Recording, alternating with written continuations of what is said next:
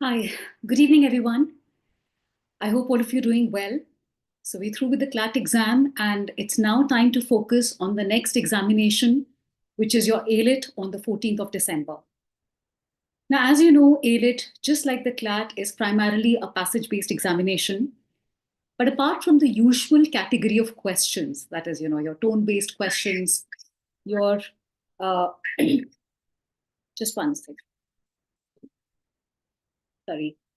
So apart from the usual category of questions like your tone-based or central idea or theme-based questions, uh, what AILET also tends to ask, if you look at the past couple of years' papers, you will realize that what AILET also tends to ask are questions based on grammar.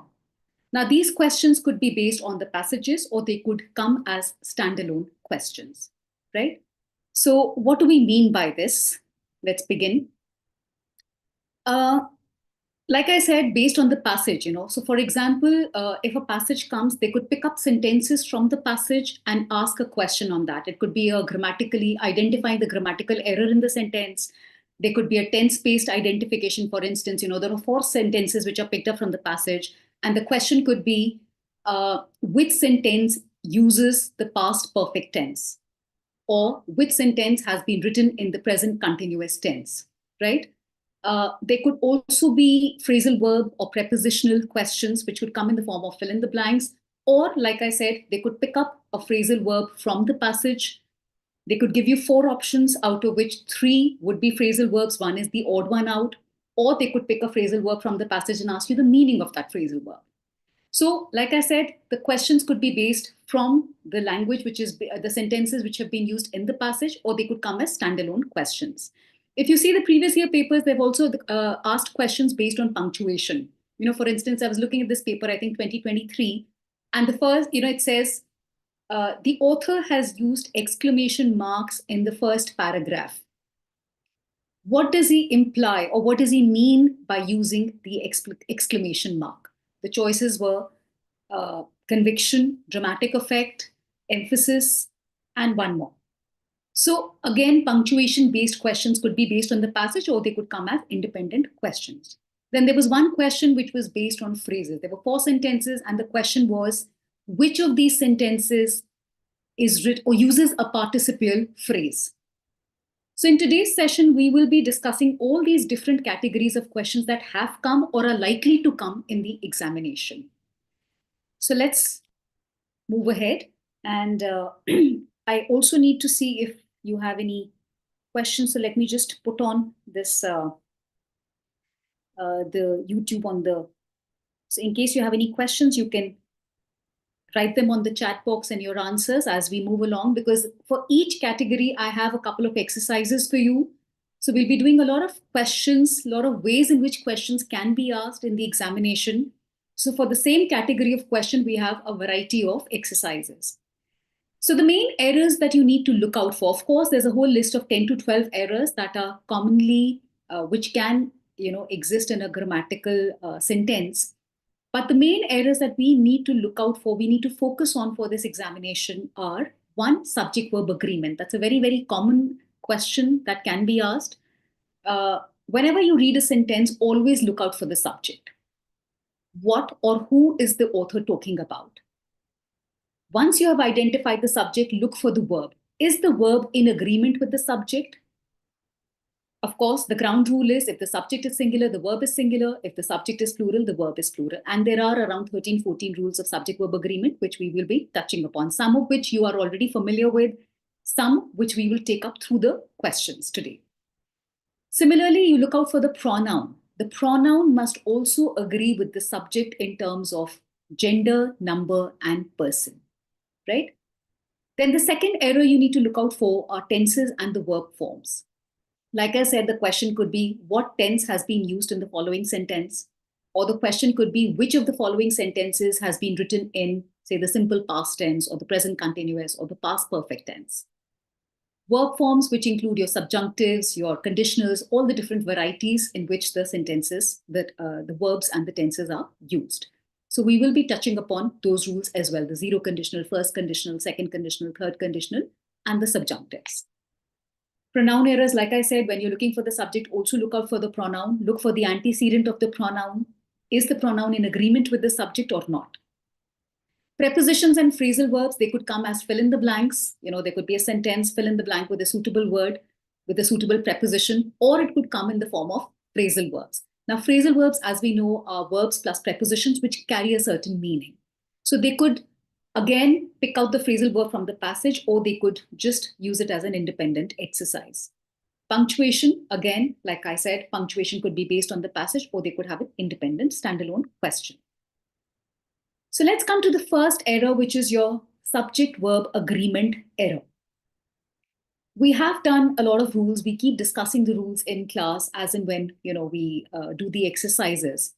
Now, the first exercise I have for you is there's a slide with 7 questions. Some of these sentences are grammatically correct, whereas some are incorrect. I want you to take a moment and look at these sentences and try to identify the incorrect sentences and give me the correct answers. So you can probably take a minute to go through these and then we can discuss.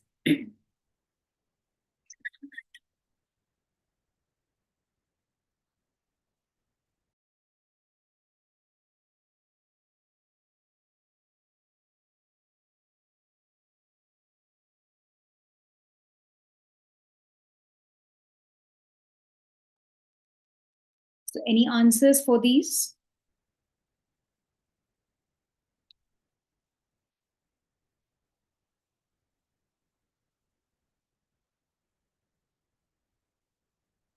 Let's look at the questions. The first one.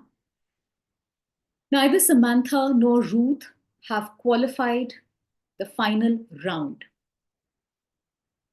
What would be the correct answer? Is there an error in this question? If yes, what is the correct answer? So if you see, the subject here is Samantha and Ruth. And if you remember the rules, whenever two subjects are connected by the conjunctions, neither, nor, either, or, basically the coordinating conjunctions, and if both the subjects are singular in nature, the verb taken is also singular. Now we have neither Samantha nor Ruth, both are singular subjects. The verb that follows is have, which is a plural verb, whereas we should be using a singular verb. So neither Samantha nor Ruth has qualified the final round, right? But what if one of the subjects was plural in nature? In such a scenario, the verb agrees with the subject that is closer to it. So, for example, the second subject is plural, then the verb would be plural in nature. But since here both the subjects are singular and the rule says that when two subjects are connected by neither nor or either or any of the coordinating conjunctions, then the verb taken would be singular. Moving on to the second one, the price of vegetables have risen recently. Again, what is the subject in this sentence? The subject is the price, not vegetables, but the price. What has risen? The price. And therefore, the verb would also be singular, that is, has. The price of vegetables. So do not get confused by the intervening nouns which come after the preposition, because here the subject is price and not vegetables. The third question, my scissors is blunt. Again, the subject here is scissors and the verb used is. Now, there are certain nouns like scissors, you have shears, trousers, jeans, tongs, which have a plural form. That means they're written with an S in the end, but they have, and they also carry. So yes, they're written in the plural form and they also use a plural verb. So scissors are, jeans are, trousers are, unless and until you mention to a pair. So if you say a pair of scissors, then the verb would be is. But if you simply say my scissors, then the verb taken would be plural, that is are. Conversely, we have some other nouns which also end in S. For example, you have news, measles, physics, mathematics. They also end with an S. But here the connotation is singular and therefore you use a singular verb. The news is, mathematics is my favorite subject. But for scissors, shears, tongs, jeans, trousers, unless a pair is mentioned, we will use the plural form of the verb. Coming to the next one of these mechanics own a set of jumper cables. Now here the noun is mechanics, but it is preceded by the indefinite pronoun or the pronoun one. One of these mechanics own a set of jumper cables. Now, when you're saying one of these, that means we're talking about a singular entity. Therefore, the verb used would also be singular. That would be owns. Own is plural.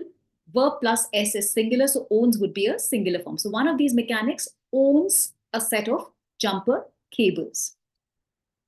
The fifth question, both of them are professional dancers. Is this grammatically correct, or is there any error over here? Now here it would be correct because we are using both. It has a plural connotation, and that is why the verb used will also be plural. So both of them are, this is correct. This sentence is grammatically correct. Moving on, the sixth one, every one of the workers received the same bonus. Again, we have the noun which is preceded by the indefinite pronoun everyone. And the rule is that whenever the noun is preceded by the indefinite pronoun, like each, every, everyone, someone, no one, most of these indefinite pronouns take a singular verb. So every one of the workers receives the same bonus. But there are certain exceptions to the rule. So if you look at some of these indefinite pronouns like all, or many, or several, these words, these indefinite pronouns have a plural connotation, and therefore the verb used with these indefinite pronouns would be plural in nature, right? So otherwise, most of the other indefinite pronouns use a singular verb. Then we have the last one. One of my uncles works at Hudson Bay Cafe. Again, the same thing. Just like the fourth question, the noun is preceded by one. The connotation is singular, and therefore it should be works, which is correct. We are using the singular form of the verb, so this sentence is grammatically correct. So if you see on this slide, out of the 7 sentences that were given, question number 5 and question number 7 were grammatically correct. The rest had a subject-verb agreement error. And that is one way in which the sentence, I mean, this is just a test. This was just a kind of a revision of whether you know the rules or not. And then let's come to the way the questions can come in the examination. Now here, if you look at this slide, there are 2 questions, and in both the questions, the same set of sentence has been given, but there is a slight variation, okay? So the first set, it's the same sentence written in 4 different ways. You have to identify which sentence is grammatically correct. So just again, quickly take a moment, and probably you can write your answer in the chat box.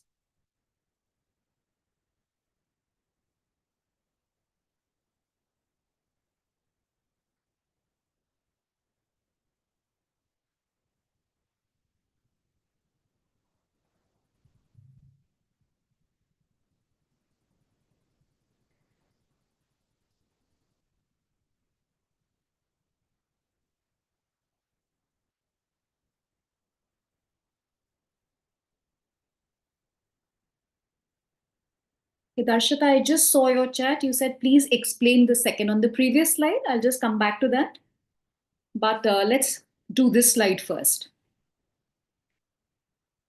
So the first question, identify. Now, what are your answers for this one? So I'm getting one answer as B. What are the other answers? Neither of the sisters is beautiful, or neither of the sisters is beautiful. Darshita says B is the answer. What about the others? You're absolutely correct, because again here, whenever the rule is that whenever the noun is preceded by each, every, neither, or either, the verb taken is singular, even though sisters is plural. Now, why did we take sisters and not sister? Now, one tip for doing these kind of questions is just compare when the same sentence has been used in all the options, compare the sentences at a glance. Just at a glance, look at the sentences and see what part is the same and where does the difference lie. So if you see the first part, neither of the, this is identical in all the 4 sentences. So there is no error over here. After that, the variation is in sister or sisters. Should it be sister, or should it be the plural form sisters? When we are saying neither, We are obviously comparing more than one. So it can't be the singular sister. And therefore, option number A and C would be crossed out, right? Because they use the singular form sister. We need plural. So we're left with option B and D. And the rule is that whenever the noun is preceded by either, neither, each, or every, the verb used is singular. And therefore, you're absolutely right. Option number B would be the correct answer. Similarly, please attempt the second question. Apply the same technique, compare parts of the sentence and see where the difference lies.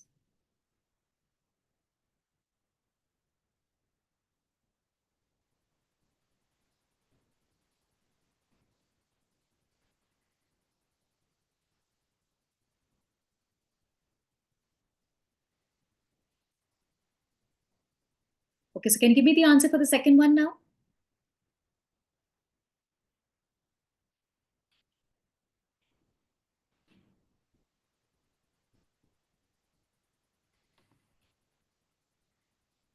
Because I'm getting options like C and D. Let's look at it. Now, if you compare again at a glance, the first difference arises in pulses and pulse. It could be anything. We don't know. It could be pulses are emitted or it could be pulse. So let's forget this. Emitted by a neutron star or a neutron stars. Can it be a neutron stars? Stars is plural. And when we use the article a, it refers to one unit of something. So it should be a neutron star, not neutron stars. So D is eliminated, right? Because it can't be a neutron stars. It should be pulses emitted by neutron stars, not a neutron stars. So D is eliminated. Now we're left with C, three options. Let's move further. It says wreckers or wrecker. Now wreckers is singular and wrecker is plural. So let's go back to the subject now. Pulses is plural in the first sentence and wreckers is singular. So this is eliminated. There's no agreement between the subject and the verb. The second one, pulse is singular, wrecker is plural. Again, there is no agreement between the subject and the verb. So the answer would be C. The pulses, which is plural, and wrecker is also plural. So there is a subject verb agreement in the second question. Is this clear? So for the second question, C would be the answer. So in these kind of questions where the same sentence is given in four different forms, compare the sentences in parts. So it's easier to see where the difference in each sentence is. And you can make a comparison and then eliminate, keep eliminating answers and mark the correct answer, right? Moving on to the next one. This is another way in which error identification questions can come. So a sentence has been divided into 4 or 5 parts. You have to identify which part has the error. If there is no error, you select the E option, that is no error. Otherwise, you tell me which part has the error. So again, take a moment, do the first question, tell me the answer. The department assured us that a series of seminars were to be organized, or no error. Which part has the error?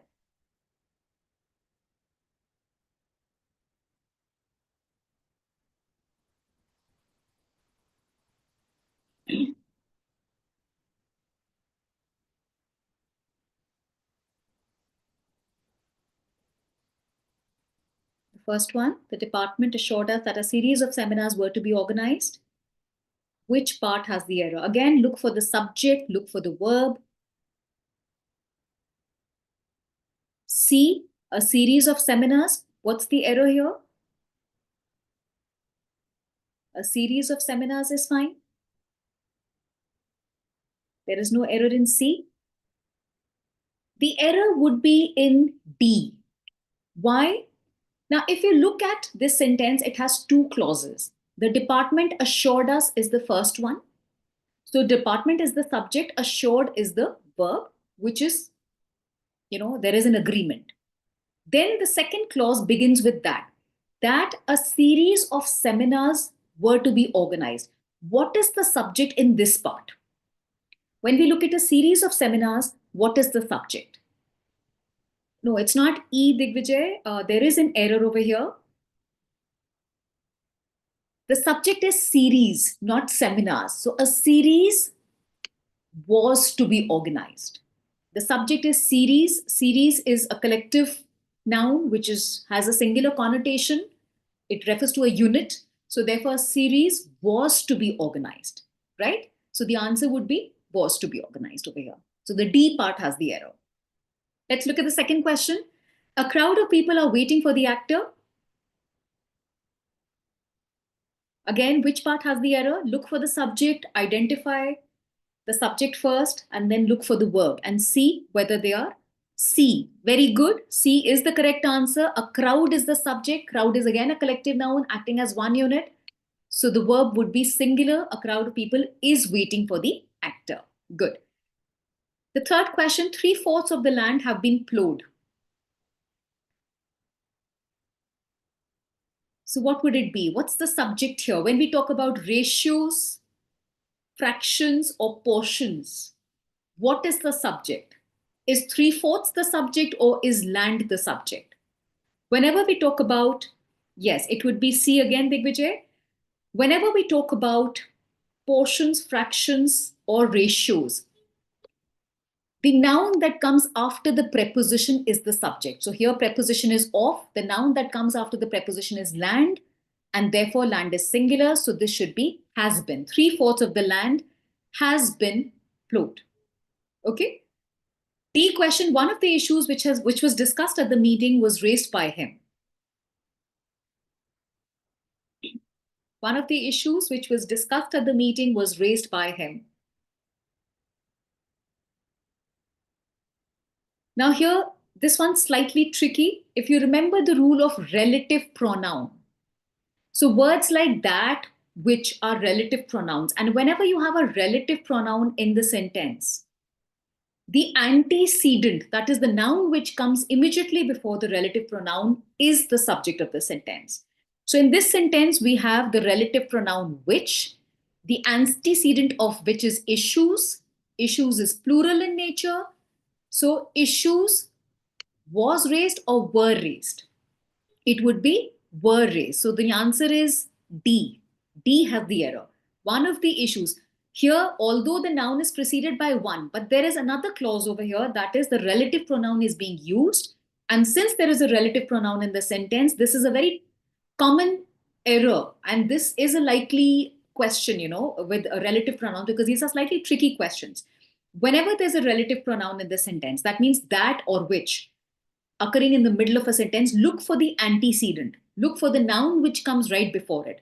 Is that singular or is that plural? If it is plural, the verb will be plural because the antecedent of the relative pronoun decides the verb in such questions. Is that clear? Moving on to the fifth one, the elite class have no soft corner for the poor. Which part has the error? Right, B. Because the subject is the elite class, it's again acting as one unit, it'll be singular. So the elite class has no soft corner for the poor. Good. And the last one, the manager as well as the clerks were fighting. What is the rule over here? What would be the answer?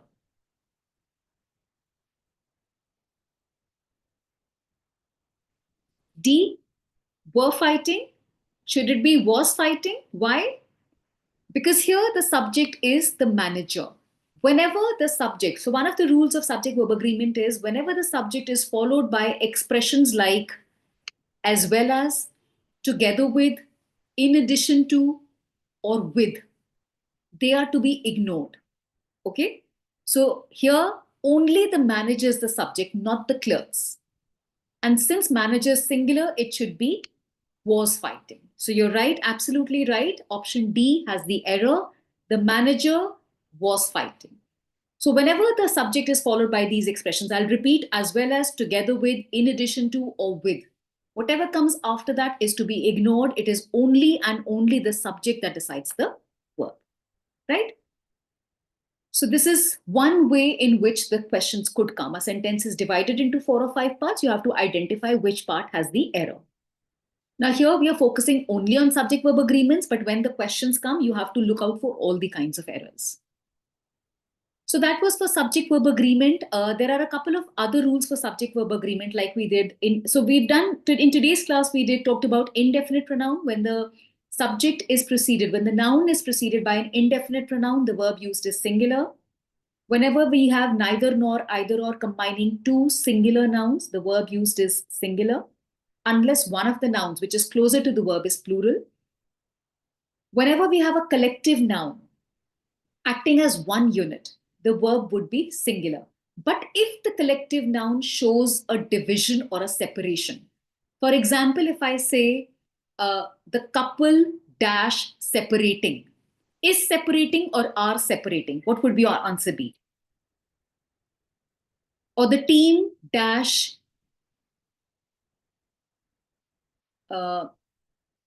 divided on the issue, is divided or are divided. So in both the questions, there's a separation and there is a division. So in such a case, even though we are using a collective noun, the verb used will be plural. So the couple are separating, the team are divided over the issue. So that is another thing that you need to remember. So a collective noun can take both a singular and a plural verb. The examples that we have on this page, question number 2 and question number 5, the crowd and elite class, these are acting as one unit collectively. That is why we use the singular verb. But when there is a separation, so read the sentence. Whenever the sentence shows they're not unanimous in their decision, they're not together, they're separating, or there's a division, which means we are now referring to individual members. And that is why such a collective noun takes a plural verb. Is this clear?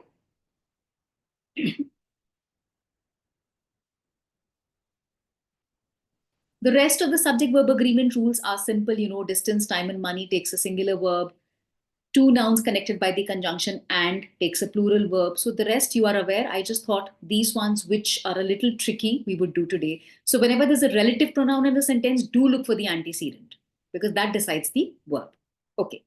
Moving on to the next kind of errors, the tense errors, where some students might face problems. So again, I have a small exercise for you. There are 6 sentences. Tell me, is there a tense error in the sentence? And if yes, how can we correct it? So the first one, despite the fact that the match has started an hour ago, thousands of spectators were still entering the stadium.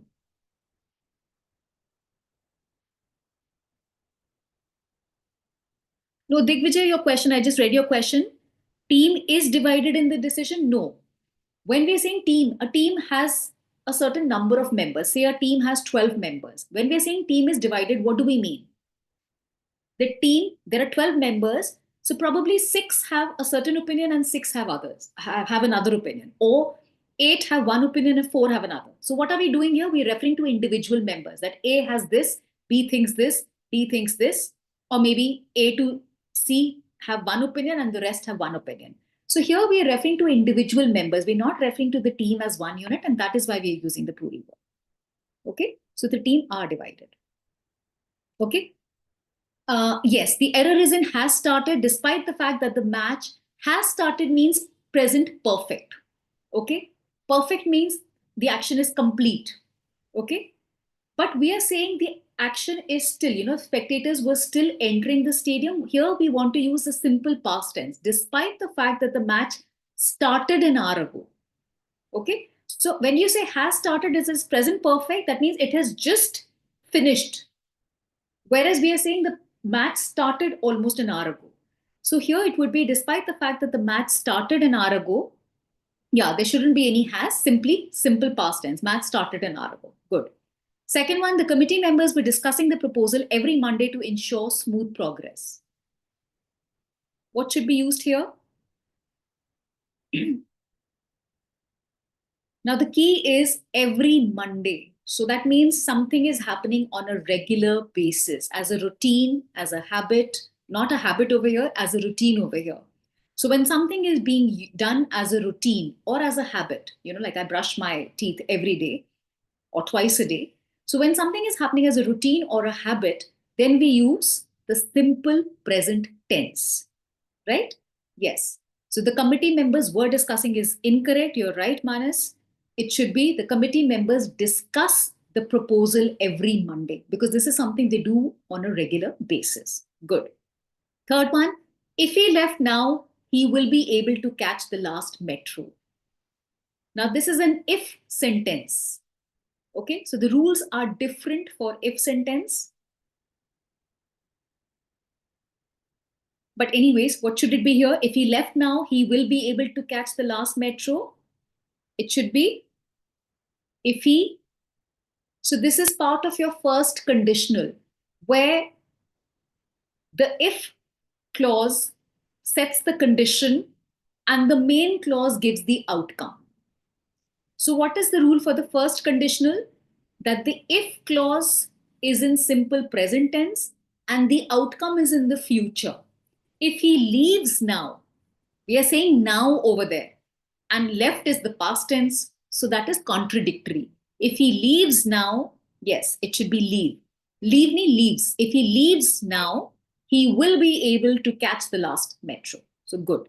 This is also your first conditional. Like I said, the if clause or the condition is in the simple present tense and the outcome is in the simple future tense. Fourth one, she behaves as if she knows everything that is going to happen. Now, this is again a tricky one. This is part of your subjunctives, right?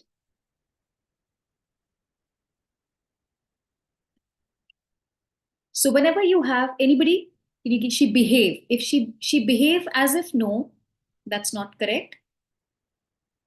So there are certain verbs, for example, if we say behave, advise, recommend, order, propose, whenever these verbs are used, the second part, will use the base form of the verb. Okay. So sorry, that is part of your subjunctives. Okay, here it's a different thing. It says she behaves as if. So okay, here, sorry, I'm sorry. This is the as if question. Here we are using as if. So whenever you have as if, or suppose in a sentence, the rules change. It becomes she behaves, that is fine. As if, so it's a hypothetical, So she behaves as if she, this will become not knows, it will be knew. Yeah, you're right. It should be knew. She behaves as if she knew everything that was going to happen. So even is will become was. So she behaves as, so whenever you have as if or suppose in a sentence, the rule is that the verb will be in the past tense. So she behaves as if she knew everything that was going to happen. Right. The next one is what I was talking about, the subjunctive rule. The principal announced that the new rules are taking effect from the next academic year. So when we have verbs like announced, proposed, demand, order, advice, these are subjunctive verbs. These verbs are always followed by the that clause. So you can see we have the subject here, we have the subjunctive verb here, we have the that clause. Now, after the that clause, whenever we have the verb, it will be the base form of the verb, not the past tense, not the future tense, not the verb with an S, simply the base form of the verb. So, the principal announced rules will be taking effect? No. The principal announced that the new rules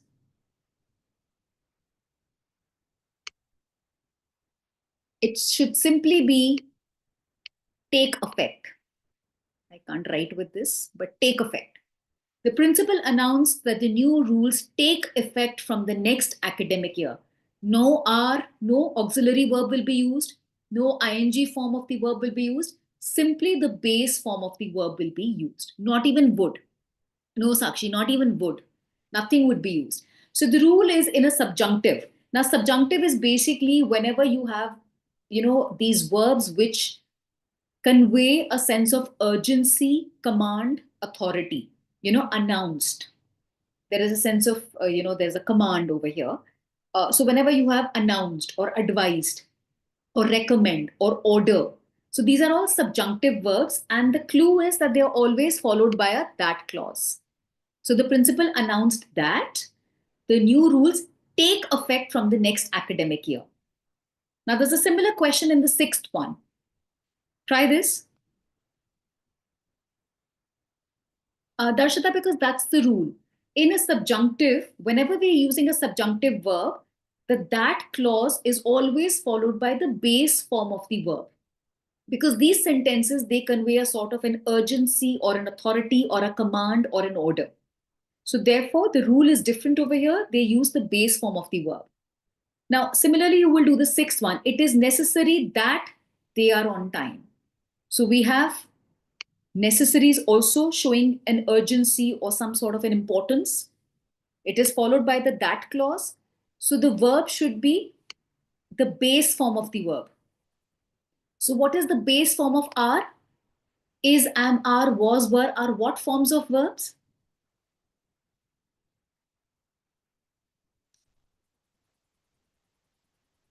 I understand what you're saying, Sakshi, that it is announced.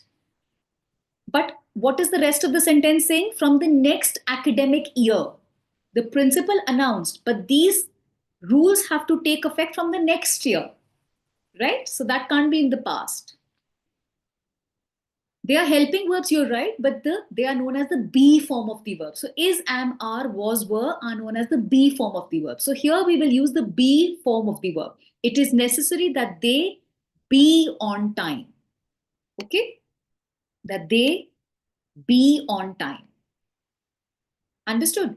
So in a subjunctive sentence, subjunctives are sentences where the verb, subjunctive verb is used and the that clause is used. Okay? Subjunctive verbs, like I said, are verbs which convey a sense of urgency, importance, authority, command. So propose, necessary, advise, demand, suggest, announced. These are all subjunctive verbs, right? They are followed by the that clause. And after the that clause, whatever verb is coming, look for the verb, only the base form of the verb will be used. There will be no is, am, are, no helping verb. If, like over here, only are is being used as the verb, then are will be replaced by be. Whether it was is, am, are, was, were, they will all be replaced by be. Okay? So the base form of the verb has to be used. Is this clear? So these are slight variations of tenses, subjunctives and conditionals. Should we move to the next slide? Now, this is another way in which questions on tenses could come. Like I said, they could pick up 4 sentences from the passage, or they could come as standalone questions. Identify the sentence that uses the present continuous tense. So can you tell me which sentence uses the present continuous tense?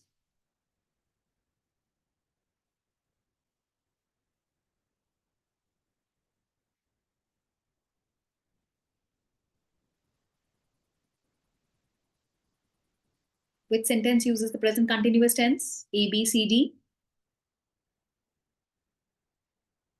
D. Absolutely correct. Why? Because the present continuous uses the be form of the verb, which is over here, because it's present, so it has to be is, and the ing form of the verb. So she is considering moving to the city next year. Absolutely correct. Similarly, choose a sentence that is written in the past perfect tense.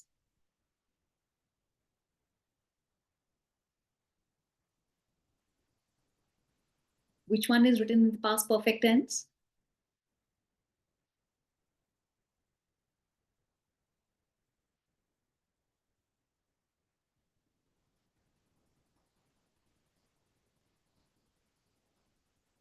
B, had been working. No, not B. Because it says had been working. It's past perfect continuous.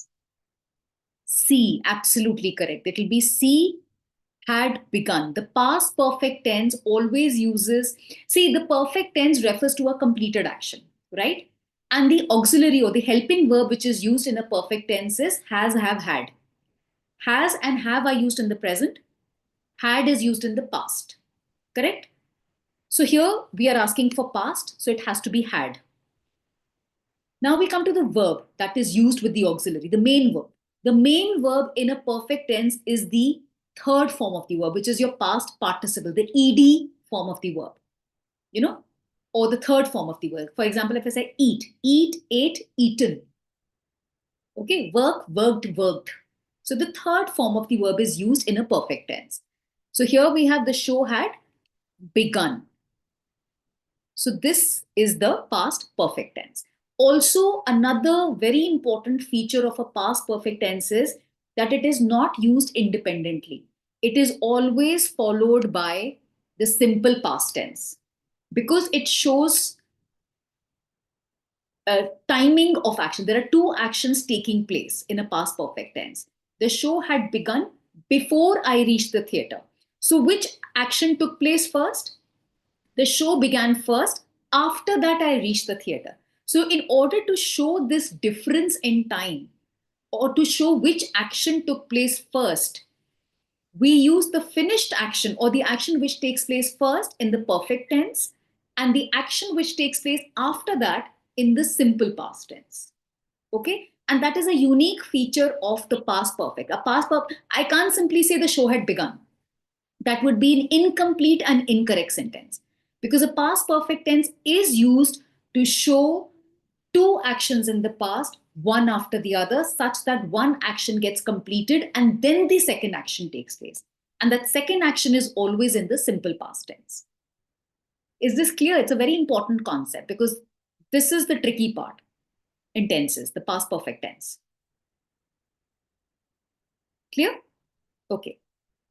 Now, this is how the passage, like I said, passage-based questions could come on tenses. So this is a small paragraph. I've highlighted the portions on which the questions are asked.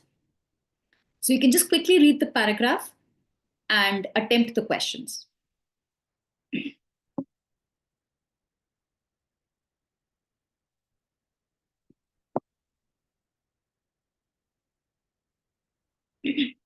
Reena has been preparing for her moot court competition for the last 2 months. She usually practices her arguments in front of her mentor, but today her mentor is traveling to Mumbai for a conference. By the time he returns, Reena will have completed the first draft of her submissions. She had hoped to finish it earlier, but unexpected college events kept her busy. Now, the first question, has been preparing, is an example of what tense? Has been preparing. So there is a has, which is used in a, what would be the answer for the first one? Present perfect continuous, very good. So has is used in a perfect, been is used in continuous, ing is used in continuous. So it will be has been preparing, very good. Second, the tense of is traveling indicates it's happening right now. Yes, it's a present continuous. So is means present, ing, it's a continuous. So it's happening right now. Absolutely correct. And the third one, will have completed. Will means we're talking about the future. Have completed, finished action. So future perfect action. That is B, right? So future perfect action would be the third one. So very good. Similarly, another one, quickly do this. This has the conditional questions also.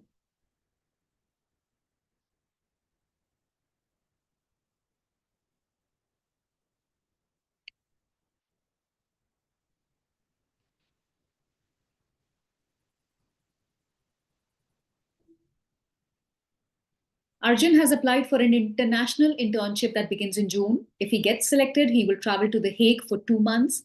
He had been working on his research proposal for weeks before he finally submitted it. His professor told him that if he had taken more time to revise the draft, the proposal would have been even stronger. Arjun feels that once the results are announced, he will have made enough arrangements to leave without any stress. Okay, the first one, has applied, is an example of, no, not past perfect. Has means present, had is past.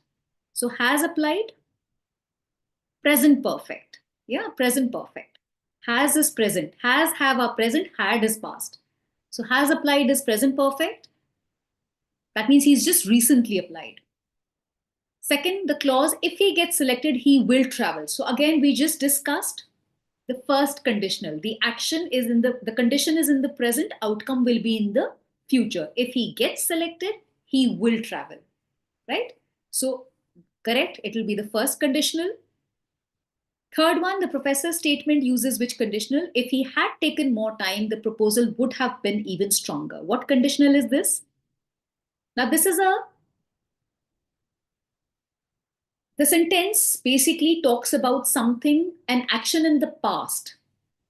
If the action had happened like this, then the outcome would have been this.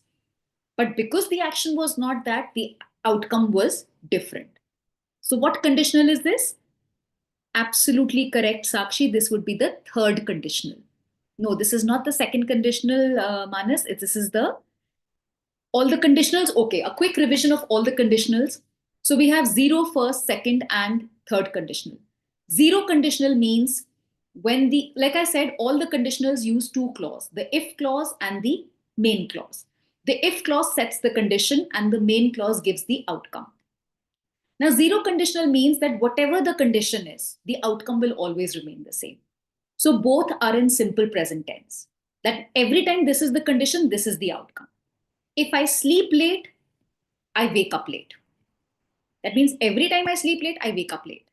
So if I sleep, simple present, I wake up, simple present. If I eat chicken at night, I get a stomach ache. Simple present, simple present. That means every time I eat chicken at night, I get a stomach ache. If I come home late, my mother scolds me. Okay? So if I come late, my mother scolds me. So every time I'm late, my mother. So the outcome is the same. Every time this is the condition, this is the outcome. So both are in simple present tense. Is this clear? That's your zero conditional. Okay? First conditional is when the action, the condition is in the present and the outcome is in the future. If it rains today, we will not go out for a picnic. If I buy an umbrella, I will take it with me to college tomorrow. If we get the tickets, we will go for the movie in the evening. Got it? So the condition is in the present, but outcome would be in the future. Is this clear? That's first conditional. So the if clause is in simple present, the main clause is in simple future tense. Now the second conditional is a hypothetical situation.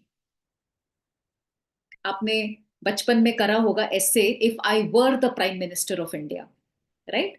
So those if sentences or the hypothetical sentences. So when we have the second conditional, it refers to a hypothetical situation. And in this, the first part, that is your if clause, is in simple past. It's in simple past tense. If I won the lottery, outcome would be would plus verb. I would travel the world. If I won the lottery, I would travel the world. If I were, and if we are using is, am, are, it has to be were. We can't use the singular, we will use the plural form. If I were the princess, I would rule the world, or I would live in a castle. If I were a princess, I would live in a castle. If I were a millionaire, I would travel the world. If I had money, I would buy a new car. Okay, so this is a hypothetical. I don't have the money, I don't have a car, I'm not even. If I won the lottery, I would travel the world. So the condition is hypothetical and the outcome is would plus verb. Okay, is this clear? The second conditional? Hypothetical scenario.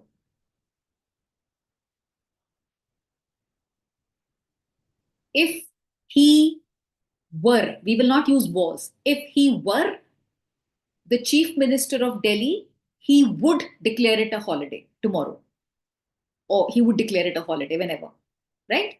So this is a hypothetical. Third conditional is like what we just did. We're talking about something in the past that didn't happen, or it happened and the outcome was something, but had it happened differently, the outcome would have been different. For instance, now the main if clause would be had, it would be in the past perfect tense. If I had left home early, past perfect, If I had left home early, I wouldn't have missed my flight. So would plus have plus verb. That means I did not leave early and I missed my flight. So this is not a hypothetical situation here. This is that something happened. So you're regretting. You're kind of thinking that if things were different in the past, what would be the outcome? If I had studied harder, I would have scored better. If I had been more careful, I wouldn't have lost 3 marks. If I had saved money, I would have enough to pay for my college fee. But I did not save money, so I don't have money for my college fee. Is this clear? That's your third conditional. So you're reimagining the outcome of a past action. ऐसा होता तो क्या होता? But it's not hypothetical. It's different from the second conditional because you did something differently in the past and you got an outcome. But if you had acted differently, what would be the outcome? That's what the third condition. So are the conditionals clear now? Zero, first, second, third conditionals. Clear to everyone? Should we move further? Okay. Okay.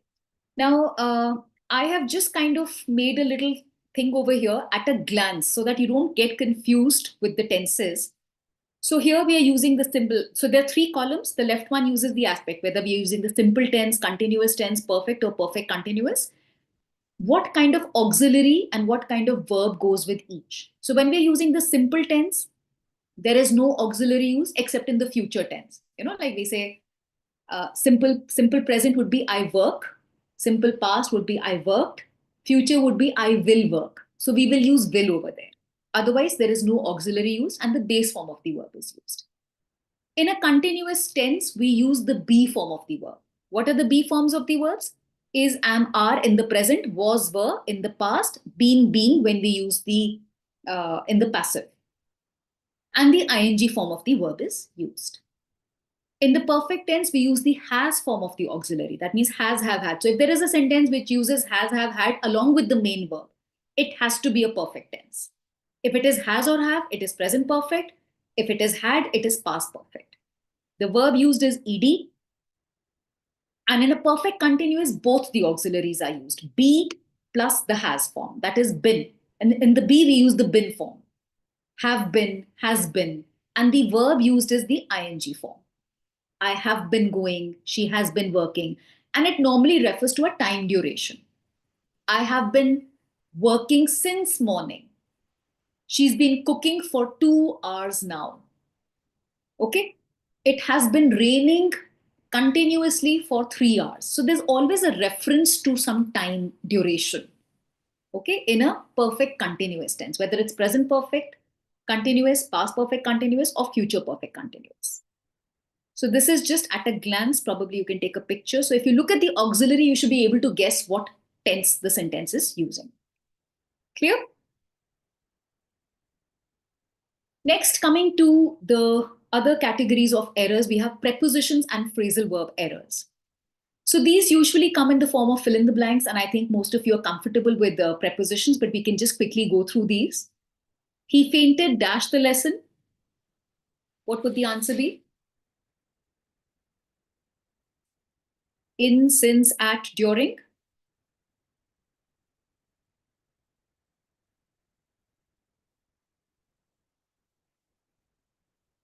During the lesson. That means while the lesson was in progress, he fainted during that.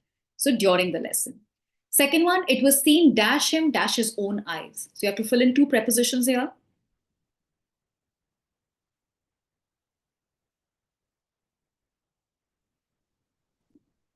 See, by. So by is used with the doer of the action and with is used with the tools. So here the tools are the eyes and him is the doer of the actions. It was seen by him with his own eyes. The last one, the residents protested dash the construction of the factory near the river. So what preposition is normally used with protest? You protest for, against, on, or by. You protest against something, right? So it'll be B. Good. Similarly, the bird flew, dashed the branch, and perched quietly onto, on, above, into.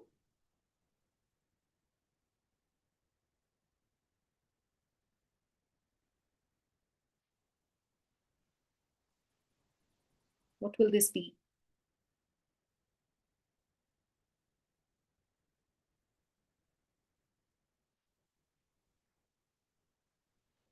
Above, no.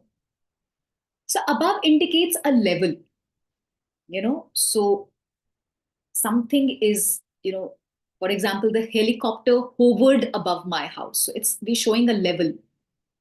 Then it would be above. But here it will be onto. You're right, Lavanya, it will be onto. Why? Because it's showing movement. That the bird flew towards the branch and then perched on it. So when you're showing a movement, it should be onto. The bird flew onto the branch. So it's showing a movement. Just like the boy jumped into the pool. So it's showing a movement.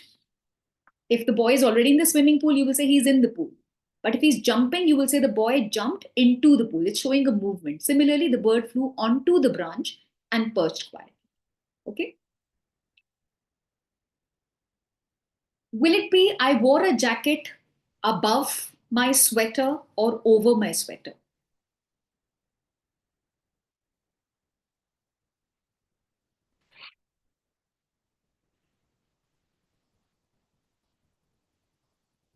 What's the difference between over and above? Over. So over is when it's directly touching, and above shows a level, right? Okay. The fifth one, the submarine disappeared, dashed the ocean's surface. Below, under, beneath, above. What will it be?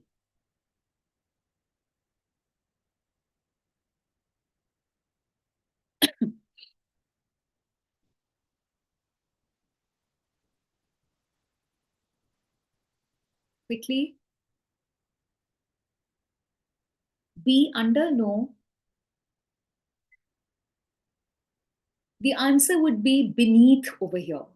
Why beneath? Because it's showing depth. Under is right just below something. The cat slept under the table. So again, just like we have above, we have under, right? Uh, Below. So under is basically, okay, again, between below and under, what would be the difference? Under would show a difference in level. Just like above shows a difference in level, similarly, under will show, like the cat slept under the table. So there's a difference in level. The table is higher, the cat is on the floor. Whereas below would be directly below something. So I wore a polo neck below, or will it be under my jacket? What will it be?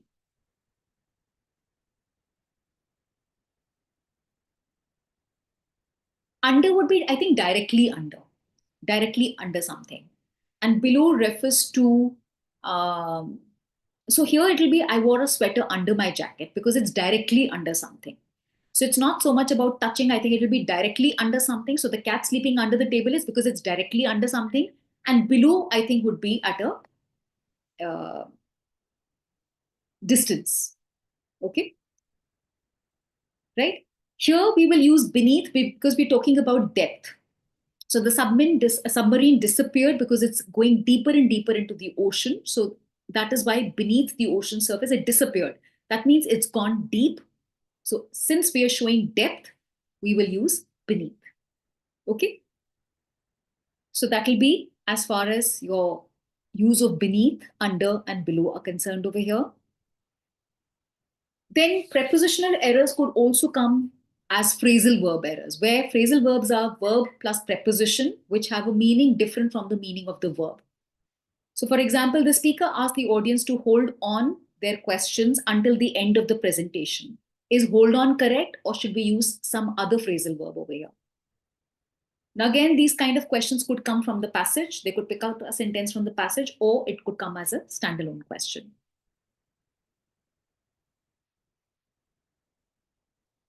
Hold back, because hold back means to refrain from asking, right? Hold on means to hold on to something. You are kind of grasping at something. Hold up is to delay somebody. Hold down is to retain something. So hold back is to refrain from something. Yeah.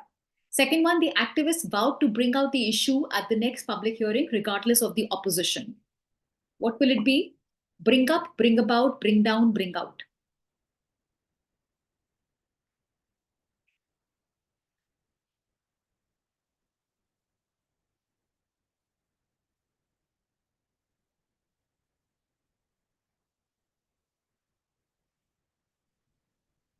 Bring up, right? The activists vowed to bring up the issue. That means to discuss the issue, to bring out, to bring up the topic for discussion. So that will be bring up, right? What does bring about mean? You bring about something. That means you cause something. To cause something. Bring out would be to launch something, and bring down would be, what would be bring down? He brought down the building, to collapse something. Basically, to bring down something would be to collapse or to cause the downfall of something. That will be bring down. So phrasal verb questions could be asked. Maybe the passage uses a phrasal verb. They could give you that and ask you the meaning of the phrasal verb. Or like I said, 4 options are given. 3 are phrasal verbs, but 1 is not. So that's one way in which the question could be asked. Again, another one, just fill in the blank with the correct preposition. The teacher asks the students to look dash the difficult concepts once more before the test. Read the sentence carefully.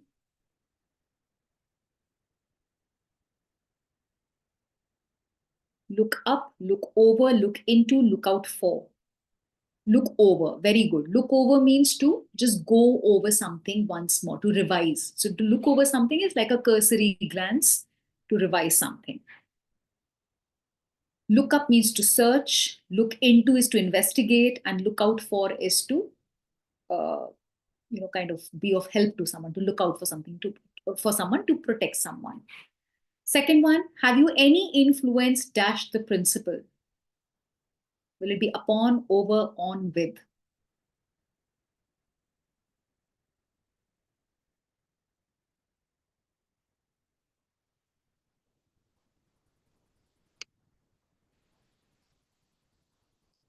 Influence would be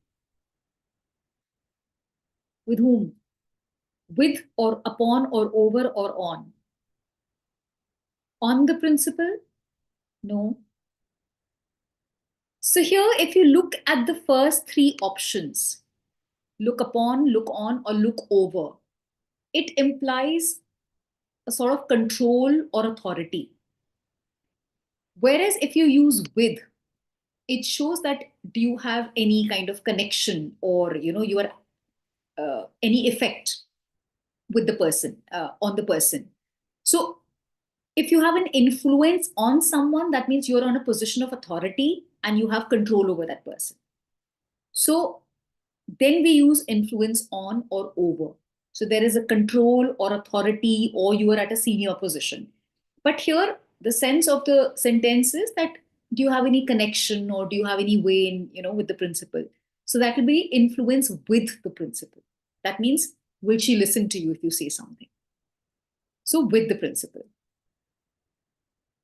The last one, popular press feeds dash gossip about famous people. Feeds off, on, with, into.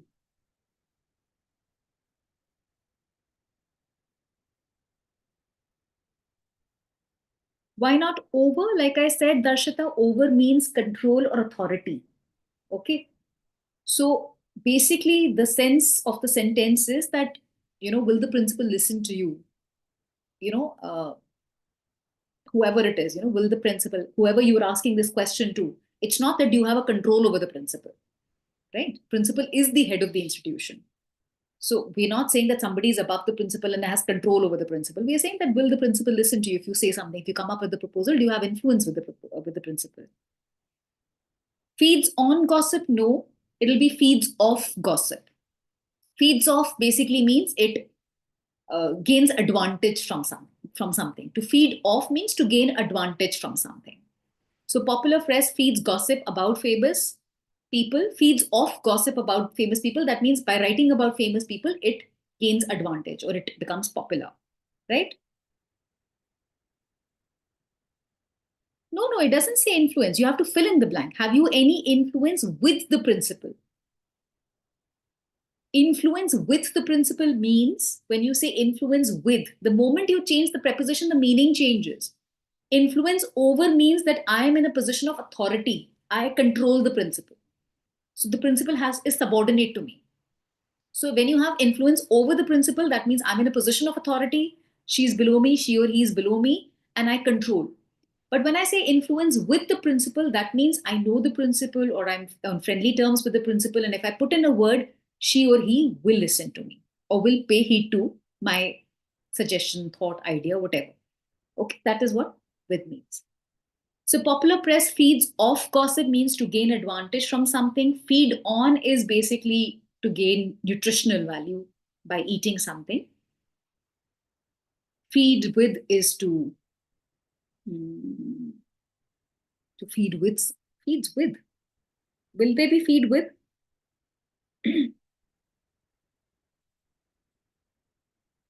Will it be feed with? Feeds with gossip? No, it doesn't fit in. Feeds into gossip? No. So yeah, it'll be feeds off, right?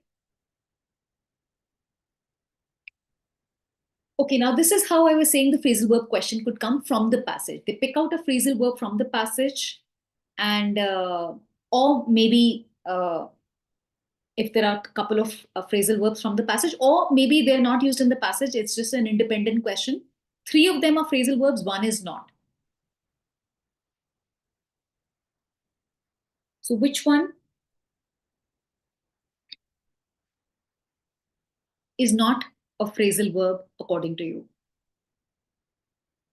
Head away, tell on, impress upon, and push above. Which one is not a phrasal verb? Head away, no, head away is to move away. It is a phrasal verb, which means to move away. Heading away in the wrong direction, moving away, moving. You tell on somebody, age is telling on his face. That is also there. Impress upon is to make an impression on somebody, to have an influence or an impact on someone. Push above is not a phrasal verb. Okay. So as far as your prepositions and phrasal verbs are concerned, more or less, it's about practice. It's the more you read, the more you kind of, practice these questions, the more you get the hang of it, because more or less there are no particular rules as far as prepositions, except for some of them as far as time and space are concerned. But for phrasal verbs, you need to know the meaning. So when you read, look for the meaning. So impress upon is a phrasal verb, which basically means to make somebody clearly understand. Okay. So he impressed upon the importance of cleanliness and hygiene, right? Push above is not a phrasal verb. What about the second one? Run over, take on, hold behind, go through.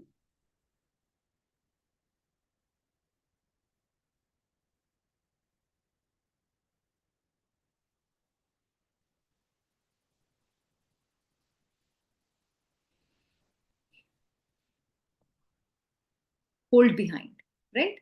Run over, the car ran over the cat. Take on, to assume a responsibility. Go through is to go through something, to kind of rummage through something. Hold behind is not a phrasal verb. So, like I said, for phrasal verbs and prepositions, it's more about practice. There are no hard and fast rules. It's the more you read, the more you know the meanings of these and the usage of these. Okay. Moving on to phrase identification. Like I said, in one of the previous year papers, there was a question. There were four sentences, and the question said, which sentence uses a participial phrase? Okay. So, like for example, over here we have identify what kind of phrase is walking in the early morning. Now, are you aware of the different kinds of phrases that we have? So there could be a participle phrase. Participle phrases are phrases which act as adjectives in a sentence. Phrase is a group of words, right? Which doesn't have a subject or a verb, but it's just a group of words that acts as another part of speech in a sentence. So a participle phrase would act as an adjective. A noun phrase would act as a noun. An adjective phrase would act as an adjective. An adverbial phrase would act as an adverb, you know. So, for example, just take a guess. Identify what kind of phrases walking in the early morning helps me clear my mind. Now, this highlighted phrase, walking in the early morning, what is it acting as in the sentence? Is it acting as a subject? Is it acting as a verb? Is it acting as an adjective? What do you think?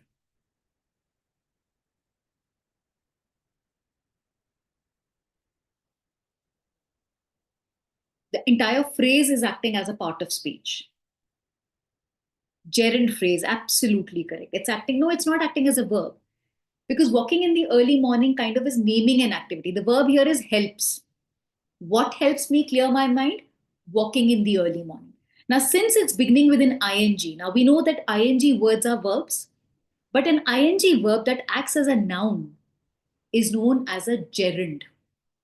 And that is why this is a gerund phrase. Walking in the early morning helps me clear my mind. Sipping a cup of coffee in the morning helps me stay awake, helps me uh, what? Get energy. Okay. So you selected because it was looking good. No, please don't select options because they look good, although your answer was correct. But here the concept is, have you understood? The verb in the sentence is helps, and you are right, walking is a verb, but is it acting, is it showing an action over here? It's not showing an action. It's naming, the entire phrase is naming an activity, walking in the early morning. That's in the subject position, so it's acting as a noun. And since it's using the ing verbs that act as nouns are known as gerund. So this is the gerund phrase. Try the second one. Here you have to identify the infinitive phrase. You know what infinitives are? Any idea what an infinitive is? So I'll give you a clue. Infinitive is to plus verb.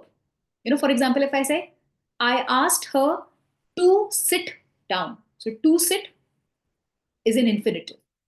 Okay? To plus verb. So yes, the answer is C. To postpone the meeting. She decided to postpone the meeting. So that is your infinitive phrase. Good. Similarly, another one, identify the participial phrase. Now, participles are basically your ed words. Participles, past participles are ed, or they could be ing words also, but they act as adjectives. Okay? So present participles use the ing form, past participle use the ed form of the verb, but they act as adjectives. Shocked by the verdict, the audience gasped.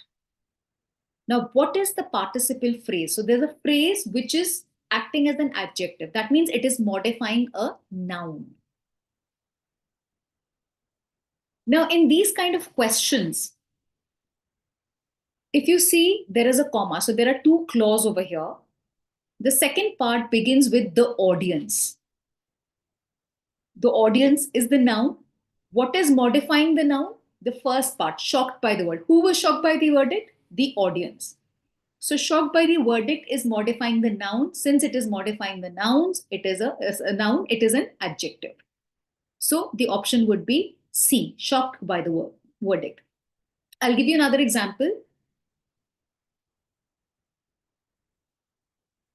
Uh,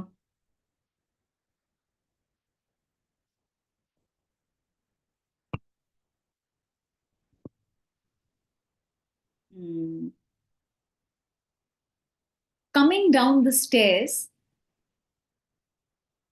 I could smell biryani cooking. Okay. Coming down the stairs, I could smell biryani cooking. What is the participle phrase over here?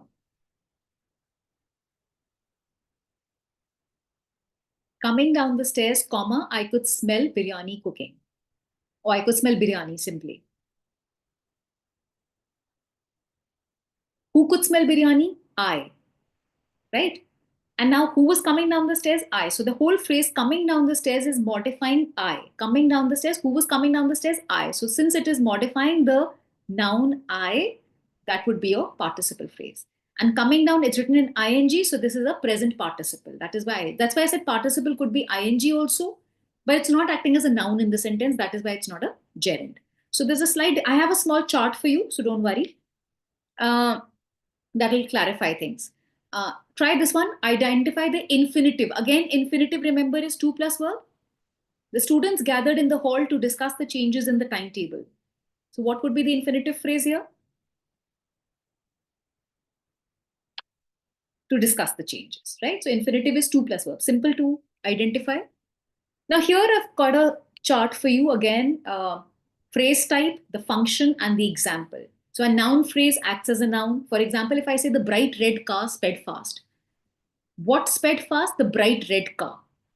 That's the whole phrase is a noun. It's in the subject position. It's acting as a noun. It's not using any ing form. So this is your noun phrase. So basically, if I say the car sped fast, you will say the car is the subject. Now, with the car, I'm also using some other adjectives. The bright red car sped fast. But it's still in the noun position. It's still in the subject position. That is why it's a noun phrase. Got it? Verb phrase is verb plus helping. That is also easy. So whenever you have auxiliary verbs along with helping, along with main verb, that is your verb phrase. Has been singing, has been dancing, is going. These are all verb phrases. Okay? So verb phrase are also easy to identify because it is auxiliary plus main verb. Adjective phrase is a phrase that acts as an adjective. Acts as an adjective means it describes a noun. So if I say the boy full of energy dashed towards the finishing line. Now the subject is the boy. When I say full of energy, who is full of energy? The boy. So the full of energy is describing the boy. So that full of energy becomes your adjective phrase. Or if I say the boy in the red cap, the boy with the red cap is my nephew. So again, with the red cap is modifying the noun, the boy. So that becomes your adjective phrase. Is this clear, the adjective phrase?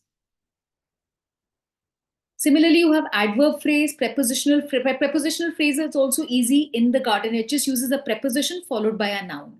In the garden, on the table, on the wall, at the grocery store. So basically, preposition followed by noun would be prepositional phrase. Participle phrase, like we said, uses a participle, either the present participle or the past participle. Present participle is the ing form.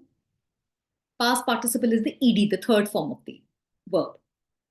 Plus modifiers acts as an adjective. Smiling brightly. The boy smiling brightly.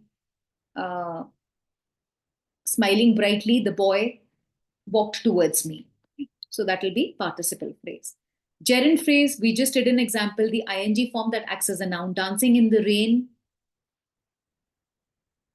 is my favorite hobby. Okay, so here it's acting as a subject. Infinitive is 2 plus verb. Appositive is something which renames the subject. That means apositive means something which is placed next to the noun. Ravi, a talented artist. So a talented artist is, you may say it's describing Ravi, but it is not describing. We're just, like, for example, if I say Mahatma Gandhi, the father of the nation. So the father of the nation is not describing Mahatma Gandhi, it is another name for him. So I think probably this example wouldn't be a talented artist. Supposing Ravi, a carpenter, supposing if I say Ravi, the carpenter, lives next to my house. So supposing if I say Ravi the carpenter, so the carpenter is an appositive to Ravi. That means it is just another name or it is another title for Ravi. So that will be appositive.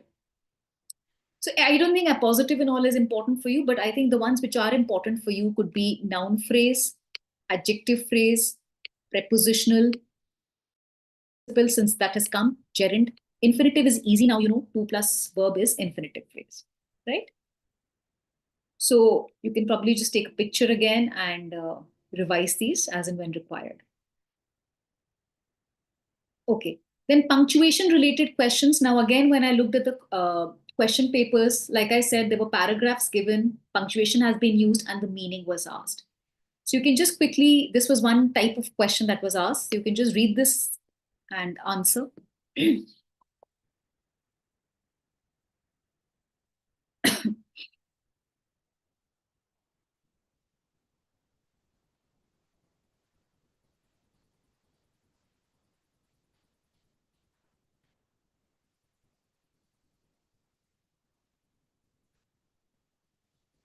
So in the sentence, finally it's raining. What does the exclamation mark convey? Does it convey conviction, dramatic effect, sarcasm, or agreement?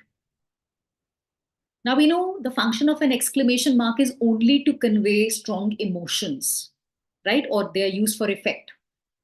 So finally it's raining. What does it convey?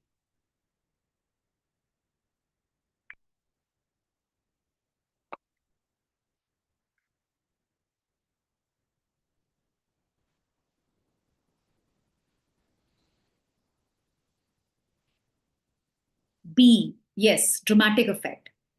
Because if there's no sarcasm here, there's no agreement over here, it's just excitement about something. Conviction is a belief in something. So again, there is no belief. It's just raining. She's happy. She's excited about it. So what it's conveying is a dramatic effect. Finally, it's raining. I mean, it is raining. We all know it's raining. Uh, Whatever. But the only reason for putting the exclamation is for dramatic effect. Or it could be excitement. It could be happiness. It could be excitement. But since that is not there in the option, dramatic effect is the best choice because there's no sarcasm, there is no agreement. Conviction is a belief in something. It's not showing a belief. It is raining and she's just reacting. She's showing her happiness on that. Another one,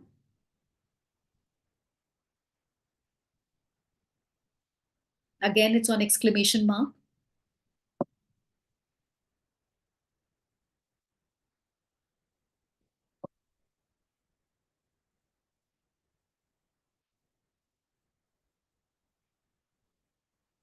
I survived the storm. Relief. Yeah, so it's easy now to understand. It's showing relief and intensity. Uh, Now, what if we replace the exclamation mark with a period? Period means a full stop. So if we replace the exclamation mark with a period or a full stop, what would the effect be? Would it still show relief and intensity, or will it be one of these choices?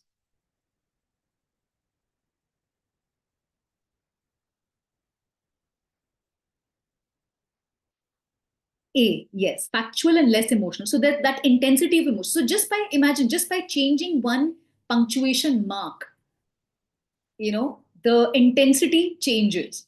Punctuation shows relief, but if I just simply put a full stop over there, the whole tone changes. It shows a statement.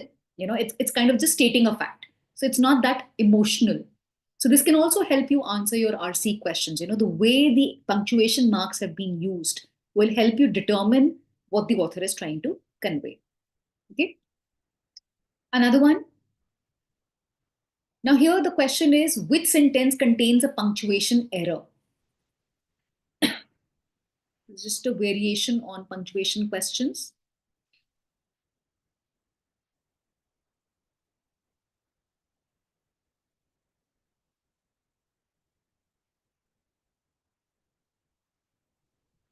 Option A, what's the error in option A? There should be a comma after ago. This creature lived nearly 200 million years ago, comma, she said. So whenever you're talking about reported speech or when you're talking about quoting something, there has to be a comma before that. Direct speech, right? Okay. The next one, silence, please. There's a comma between silence and please. What does that comma indicate?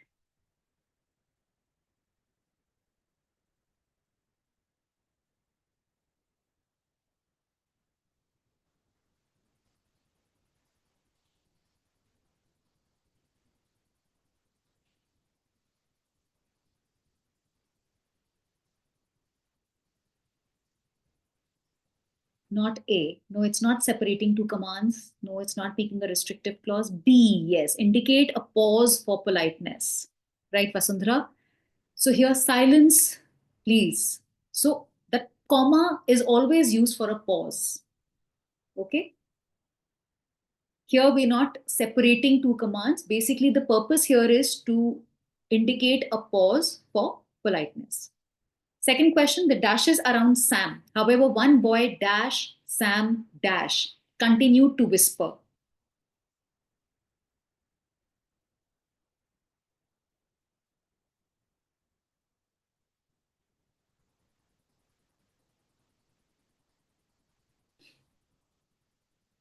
What will it be?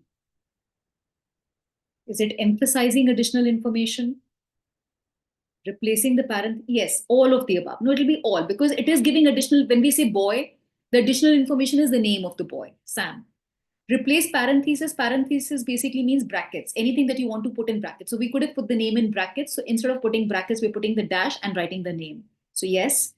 Add dramatic detail. Yes, it kind of adds a little drama to the sentence. However, one boy, Sam, continued to whisper. It adds a little structure to the sentence. So all of the above would be there. It's just a way of writing, a style of writing. So punctuation marks can actually convey a lot about the way language is used. The next one, the exclamation mark in the librarian's dialogue conveys. Silence, please, is followed by an exclamation mark. What does it show? This one's easy. It shows command, right? Firm command. Okay, another one. Quickly, we can go through these now.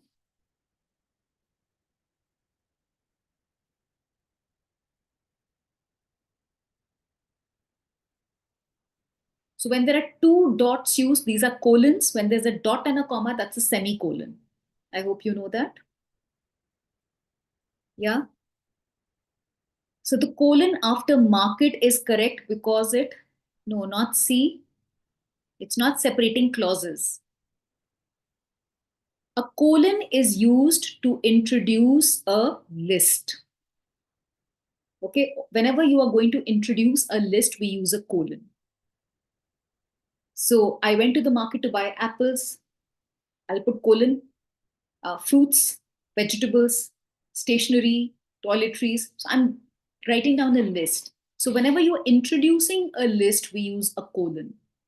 So 3 items from the market, colon, and then we are giving the list. So introduces a list containing long descriptive items. Of course, each item has been described. Apples, which were fresh, spices, which were expensive, dash, dash, dash, right? So a colon, remember, is used to introduce a list.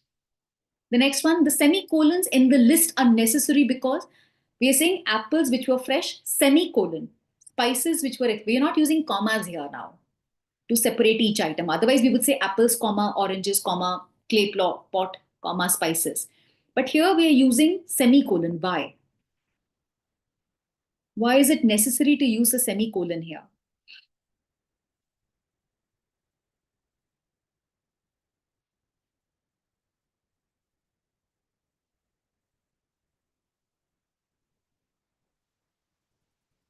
Because each item already has a comma. No, not for dramatic effect. It's not for dramatic effect. It's not showing anything else. The reason is that after apples, we put a comma and we are using a description over there, which were fresh. So now we have to kind of separate. Earlier, had we simply written apples, spices, clay pot, we would use comma. Apples, comma, spices, comma, a clay pot. But now, since after each item we are using a description, that is why we have to separate each item now along with the description with a semicolon. So since each item contains a comma, now we separate the items using a semicolon. Is that clear? Then the third one, the exclamation mark in what a productive morning. What does that express?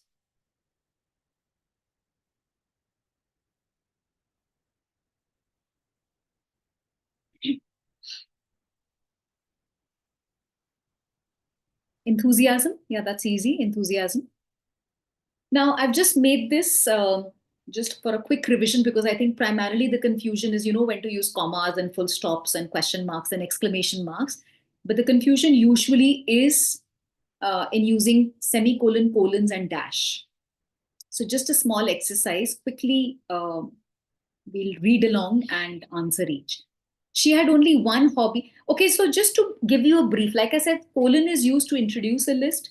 Semicolon is used to separate. So semicolon is basically used when the two sentences, to separate two clauses which are, or two sentences which are closely connected. So you don't want to put a full stop because a full stop is like a hard pause. You don't want to use a comma because comma is a soft pause. But in between a full stop and a comma, you want just a kind of a slight pause. Then we use a semicolon, which basically means that the first sentence and the second sentence are closely related, but you don't want to put a strong pause over there or a minor pause, just a in between. So, for instance, we'll just do it along 1 second. And dash is basically, like we said, to add extra information, to replace parentheses, or to create drama in a sentence, like to create a dramatic effect. Then we use dash. So let's see. And then as we do this exercise, it'll become clearer. The first one, she had only one hobby, collecting old coins from around the world. Now, the second part is basically telling us what the hobby is. She had only one hobby. What was the hobby? Collecting old coins from across the world, from around the world. What will we use here? No, not colon, because colon introduces a list. We are not introducing a list over here. What will we use?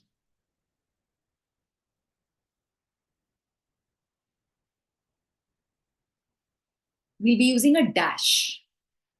She had only one hobby, dash, collecting old coins from around the world. So we're just kind of naming what that hobby is, telling us. No, not semicolon also. Semicolon is when the first part and the second part are, so we'll see an example and then we'll know when we use semicolon. So the first one uses a dash. Second, he wanted to go for a walk. The weather, however, was far too hot. Here, we will use a semicolon because he wanted to go for a walk. Now, I could have put a full stop and then said the weather was too hot for him to step out. But, sorry, Darshita, the dash gives a dramatic effect. Yes, dash gives a dramatic effect. It could also introduce, like we said, the boy Sam. Now, Sam was not exactly a dramatic effect. Sam was adding information. It was, of course, dramatic effect also, but it was adding information also. Here also, Sam had only one hobby, collecting old coins from across the world. So it was kind of dash. I could have said she had only one hobby, full stop. Her hobby was collecting old coins from around the world. Or I could have said she had only one hobby, which was collecting old coins from across the world. But the moment I say the way I write it, she had only one hobby, or when I'm speaking, I put a pause. She had only one hobby, collecting old coins from around the world. So you give a pause or, to create that effect. So that is why the dash she's introducing. She had only one hobby, dash, collecting old coins from across. She's giving additional information in a way, also creating a dramatic effect like a long pause and then telling us something. So it's like a long pause. Second one was he wanted to go for a walk. The weather, however, was far too hot. So the first part and the second part are closely linked. They're both related to the wanting to go for a walk and the weather. So here we can use a semicolon to separate. Third one, you can tell me there are three things I can't live without: books, coffee, and music. What do we use here?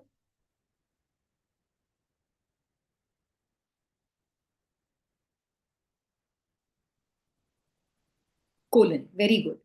Now we've done one example of each. Now you will tell me the rest. The meeting was postponed, dash, sorry, fill in the blank dash. Many key members were absent. So what will be the fourth one?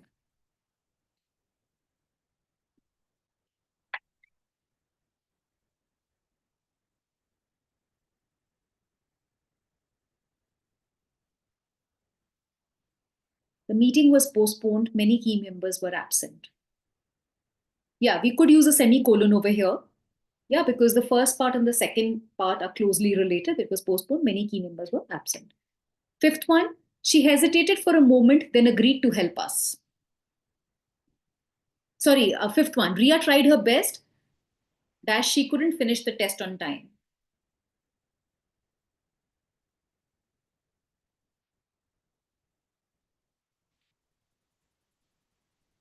Why not dash in fifth? So in fact, I'm thinking about the fourth one. The meeting was postponed. Many key members were absent. Here we could use a dash as well. Fifth one, Ria tried her best. She couldn't finish the test on time. Actually, Many key members were absent. Ria tried her best. She couldn't finish the test on time. Because the first and the second are talking about the same thing. We're saying Ria tried her best. She couldn't, like, yet she couldn't finish the test on time, is what we are trying to say. That Ria tried her best, yet she couldn't. But we are not using yet over here. So, how do we combine the two? We are not using a full stop. We're not using a conjunction over here. So, then we use a semicolon because the second part and the first part are closely linked, right? So, Ria tried her best. She couldn't finish the test on time. The fourth one was the meeting was postponed. Now, a conjunction doesn't fit in over here. Even a comma doesn't fit in over here. The meeting was postponed. Yes, we could say since many key members were absent. Yeah, that conjunction fits in. So, yes, that is why I said a semicolon could also fit over here. We could also use, so in the fourth one, we can even use a dash to create that effect that many key members were absent or to add that information. Not really to create a dramatic effect in the fourth one, basically to give additional information. The meeting was postponed, dash, many key members were absent. That's giving additional information that why the meeting was postponed. So fourth one, I feel both could be used, dash as well as semicolon, depending on what exactly, if you want to kind of, both could be used, both would be correct in fourth. Fifth one, semicolon would be used. Sixth, she hesitated for a moment, then agreed to help us.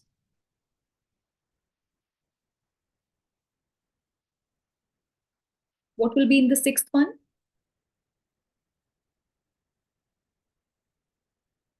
No, because there's a then over there, we can't use a dash. Semicolon again. She hesitated for a moment. See, colon is only used to introduce a list. So there's only one thing she hesitated for a moment, semicolon, then agreed to help us. I think semicolon over here.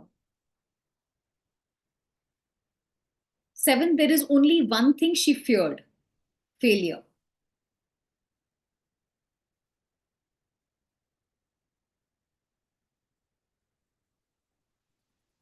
So compare with the first question. She had only one hobby, collecting old coins. There's only one thing she feared. Not colon. Colon is to introduce a list. There is no list over here. Failure is only one word. Na? List is when you have 3-4 items or 2-3 items. So if had it been there, there are several things she feared. Colon, failure, humiliation, comma, poverty. Then we could use a colon over here. But here she's just naming one thing. There's only one thing she feared, dash, failure. Compare with the first one. She had only one hobby, dash, collecting old coins from around the world. There's only one thing she feared, dash, failure. Right? So this would be dash. Last one, we visited several famous cities last year, Paris, Rome, and Barcelona.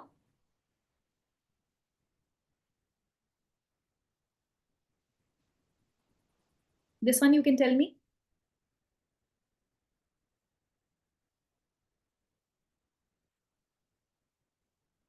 We're introducing a list over here.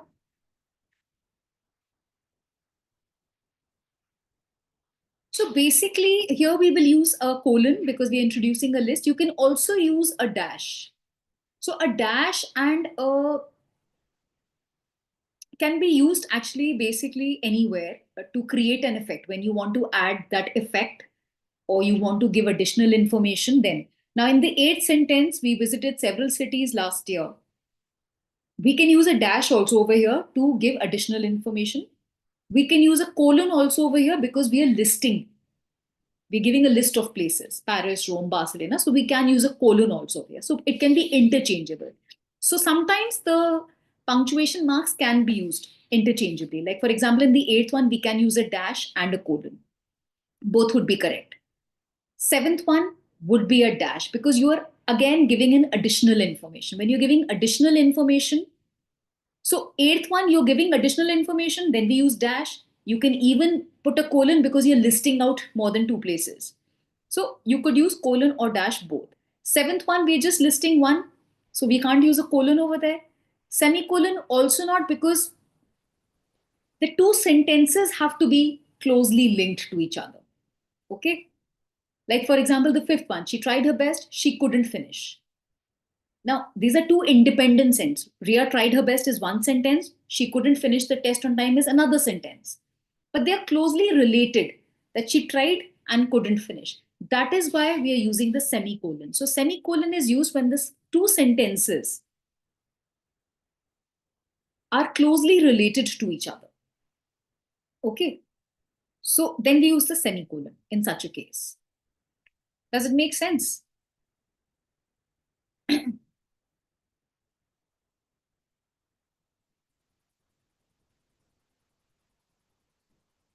Does it make sense? So it's more about practice. But yeah, some of these questions were there. Moving on to this is the final part now. Just a mixed exercise. You can just quickly.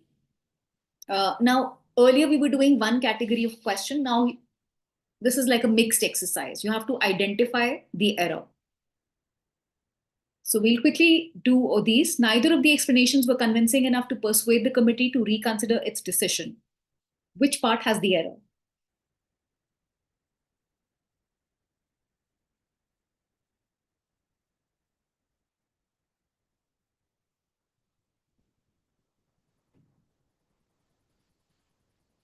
Neither of the explanations was convincing enough, right? Because neither is being used. The second one, the principal insisted that every student submits the form before Friday, failing which they will face penalties.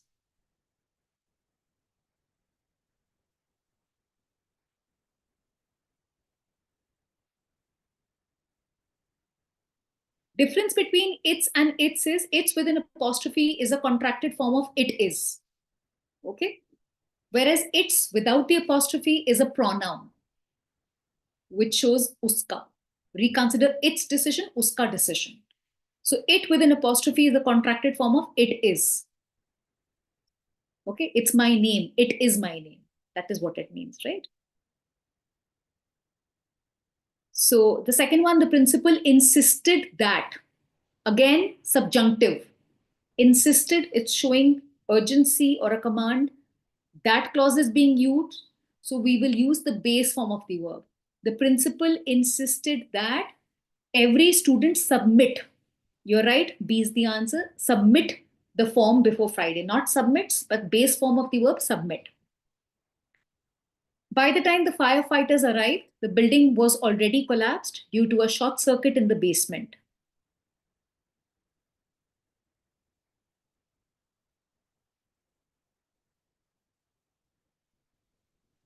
By the time the firefighters arrived, the building was already collapsed. B again, the building had already collapsed. Gir chuki thi. So past perfect tense will be used over here. So tense error. Fourth one, hardly had the meeting begun when several members started raising objections against the chairperson.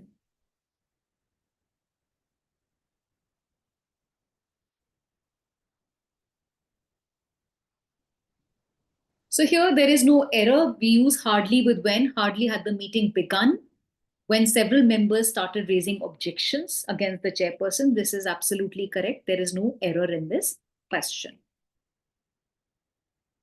So these, I just want you to look at the other. Just look at the seventh one.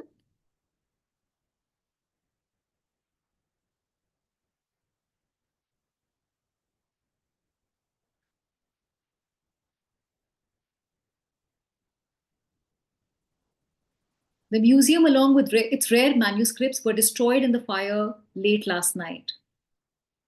Which part has the error?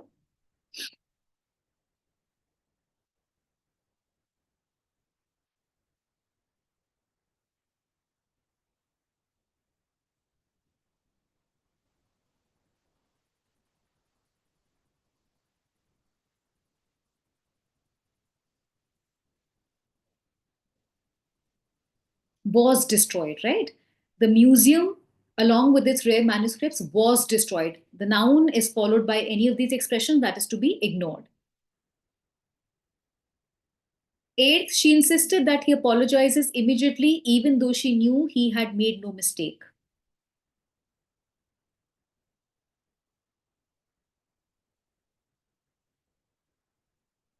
insisted that. Subjunctive again. He apologized. Not apologizes. Base form of the verb will be used. He insisted that he apologized. Okay. Skip these. I think I want you to look at the 11th question, please. Each of the dancers performed better than the others, but neither Ria nor Meera felt that the judges had understood their point of view.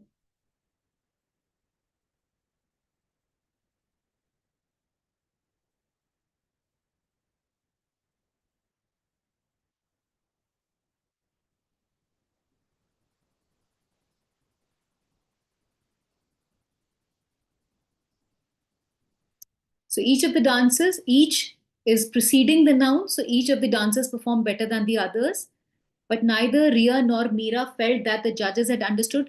It says their point of view. Now the nouns Ria, Meera are preceded by neither.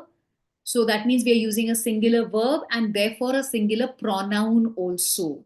So had understood her point of view, not their point of view, but her point of view. Right? Is it clear?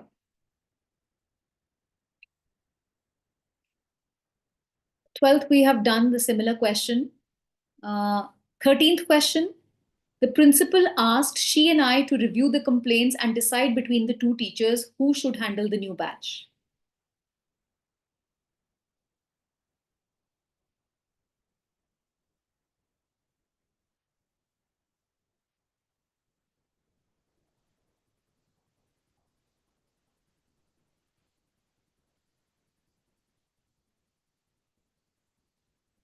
Any clue?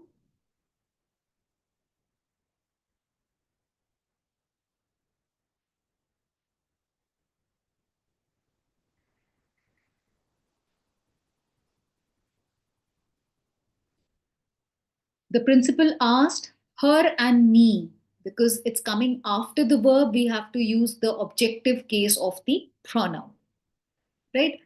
So these are some just practice questions. You can probably just take a picture and revise these at home. I think we've covered most of the rules. Uh, most of them I think we've done. Yeah. So any questions? The 14th also, you can see the manager said that the new rules would not affect we employees. So this is another kind of error that may come. Effect, the correct word would be affect over here. So there could be errors related to commonly confused words also. So we have to use the word affect, not effect. Effect is to bring about a change, affect is to have an influence. So that will be the word used over here.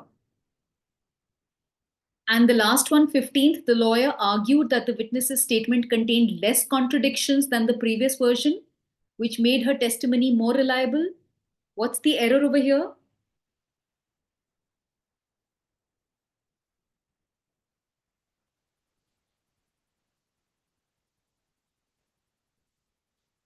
It should be fewer and not less. Wrong use of the word quantifier. Right? Less is used with uncountable nouns, fewer is used with countable nouns. So that is these are the two different questions. The rest are just a revision of what you have already done. So yeah, thank you all of you and all the very best. I hope the concepts are clear. Any confusion, any questions?